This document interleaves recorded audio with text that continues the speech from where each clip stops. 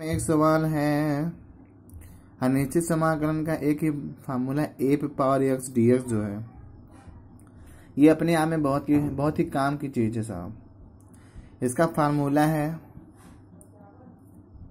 A to the power X upon log A base E plus constant of सी।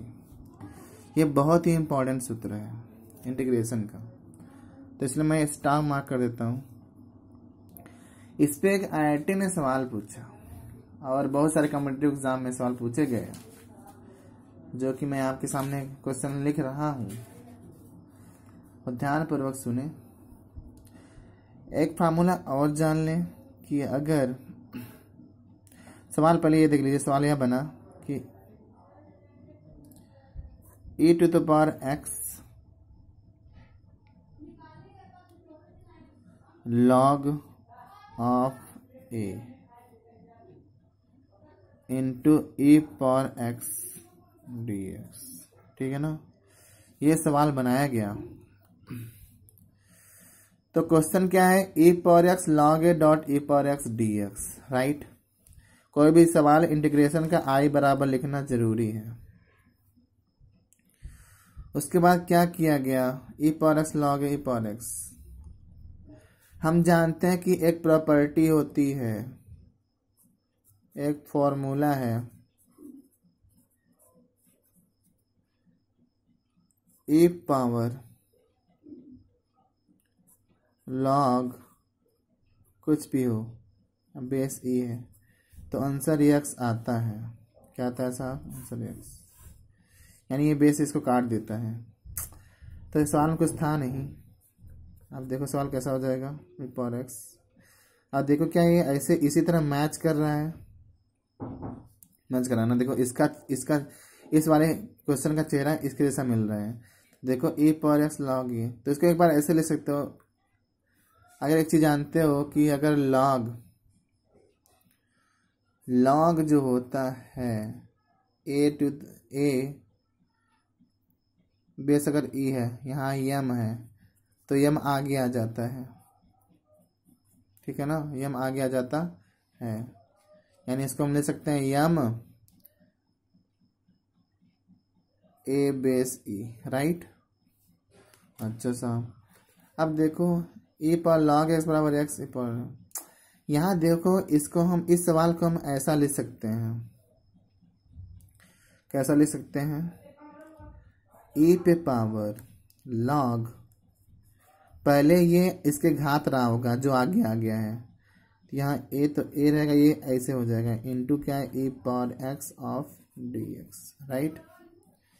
आप I hope आपको दिख रहा होगा, ठीक है ना। अब देखिए यहाँ पे, अब सोचो कि ये यहाँ बेस e छुपा होगा, तो ये काट देगा, यानी इस फार्मूला यूज करेंगे तो हो जाएगा a power x into e power x dx।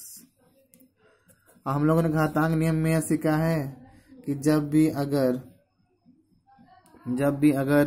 क्या करते हैं, अगर ये ऊपर वाला एक्सपोनेंट सेम है तो इसका मल्टीप्लाई कर सकते हो, a e पावर x लिख सकते हो dx। अब ध्यान से देखो, इसका चेहरा पहले बार फार्मूले से मिल रहा है, a पावर x जैसा मिल रहा है। अगर मिल रहा है तो ये फार्मूला यूज कर देते हैं, तो हो जाएगा ए पावर x अपॉन लॉग, क्या हो जाएगा लॉग, नीचे क्या है e बेस a, तो एक जगह क्या है ए ई, ठीक है, प्लस क्या लगाएंगे आप, कांस्टेंट ऑफ c, ठीक है ना। तो ये हो गया आपका आंसर। तो ये बहुत ही इंपॉर्टेंट सवाल है अनिश्चित समाकलन इंडिफरेंट इंटीग्रेशन का, A power x dx A power x log e base a plus c। क्या क्या यूज किया हमने, सवाल यह था, क्वेश्चन ये है आपके पास i equal to e power x log a e power x dx। अब मैं जल्दी से समराइज कर देता हूँ। यहाँ e power x log a e power x dx है, ये अभी बाद में यूज करेंगे इसको।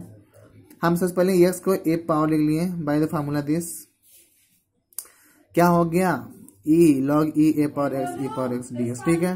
तो ए इसको क्या ये काट देगा दूसरे को, बचेगा ए पे पावर एक्स इंटू ई पावर एक्स डी एक्स। अब ये सेम है तो हम लोग बचपन में घातांक का नियम सीखा ही है। क्या सीखा साहब कि अगर ये ऊपर वाला सेम है तो मल्टीप्लाई हो जाएगा तो ए पावर एक्स हो जाएगा। अब देखो इसका ए पावर एक्स जैसा लग रहा है, अब ए पावर एक्स जैसा लग रहा है तो हम फार्मूला लगा दें ए पावर एक्स अपन लॉग ई ए प्लस सी। अब एक जगह कौन है ए ई, तो आंसर हो जाएगा आपका। तो आई होप आपको ये क्वेश्चन समझ में आया होगा। ये सवाल देखो 5 पावर एक्स इंटू ये भी मल्टीप्लाई में है 5 पावर एक्स डी एक्स, ठीक है ना।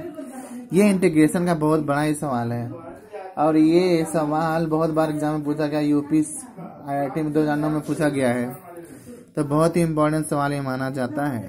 तो इसको हम सब्स्टिट्यूशन मेथड से करेंगे, ठीक है ना। जो सबसे बड़ा हो उसी को टी मानो, तो 5 सबसे बड़ा है, इसको क्या मान लेंगे टी। जब इसको टी मानोगे, ठीक है ना, अगर इसको टी मानो तो हम जिसको टी मानते हैं उसका क्या करते हैं डिफरेंशिएशन यानी अवकलन करते हैं। तो d by d x 5 x equal to d by d x of t, right. ये बहुत ही इम्पोर्टेंट सवाल आलो सामने, ठीक है। 5 पावर एक्स, ठीक है। किसको टी मानेंगे, अब करना है मुझे अवकलन। क्या करना है, इस वाले फंक्शन का मुझे क्या करना है, अवकलन करना है, राइट।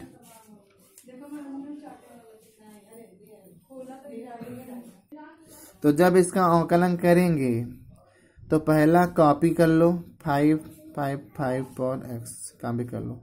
अब इस वाले का डिफरेंशिएशन करो तो बाकी सब तो वैसे बच जाएंगे। 5 पावर एक्स, फिर इसके बारे लगाओगे तो 5 पावर एक्स, ठीक है ना। एक एक कम करते जाओ, अगर ट्रिक सीखना है तो कुछ कम नहीं, एक एक कम करते जाओ। अब फिर जब इसके लास्ट में देखो, सबसे पहले जब इसका किए होंगे तो उसका एक लॉग आया होगा, log 5 आया होगा, फिर इसका log 5 आया होगा, और फिर इस log 5 आया होगा, और इसी तरह log उसका 5 आया होगा। सबका एक बार डिफरेंशिएशन होने पूरा होगा, ठीक है ना। और यहाँ क्या लिखोगे, हाँ ठीक है ना। उधर क्या हो जाएगा D T by D of x, right.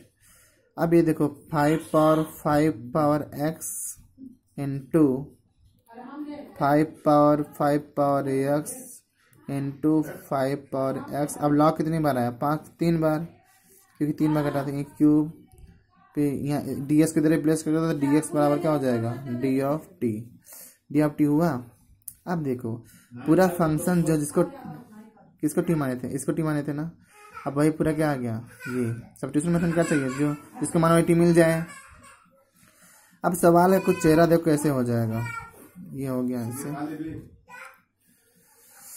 हाँ इसको क्या माने थे हम, इस वाले को टी माने थे,